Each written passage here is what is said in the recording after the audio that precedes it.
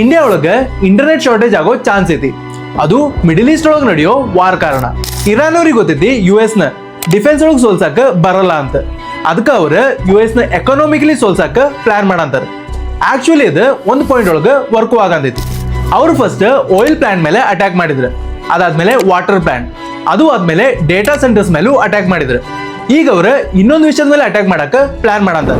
ಇಡೀ ಜಗತ್ತೊಳಗೆ 95% ಕಿಂತ ಜಾಸ್ತಿ ಇಂಟರ್ನೆಟ್ ಟ್ರಾವೆಲ್ ಮಾಡೋದು ಎಲ್ಲಿಂದ ಅಂದ್ರೆ ಅದು ಸಮುದ್ರ ಒಳಗೆ ಹಾಕಿರೋ ಸಬ್ಮರೈನ್ ಫೈಬರ್ ಕೇಬಲ್ ಇಂದ. ಇದ್ರಾಗ ಬಾಳ ಕೇಬಲ್ಸ್ ಇರಾನ್ ಕಡೆಯಿಂದನೂ ಬಂದೈತಿ. ಈಗ ಇರಾನ್ ಅವ್ರ ಏನಾದ್ರು ಈ ಕೇಬಲ್ ನ ಡಿಸ್ಟ್ರಾಯ್ ಮಾಡಿದ್ರೆ ಇಡೀ ಜಗತ್ತಿಗೆ ಇದೊಂದು ದೊಡ್ಡ ಪ್ರಾಬ್ಲಮ್ ಆಕೈತಿ.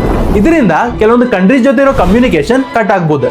ಅದ್ರ ಜೊತೆ ಇಂಡಿಯಾದಾಗಂತೂ IT ಸರ್ವಿಸಸ್ಗೆ ಇದೊಂದು ದೊಡ್ಡ ಪ್ರಾಬ್ಲಮ್ ಆಕೈತಿ.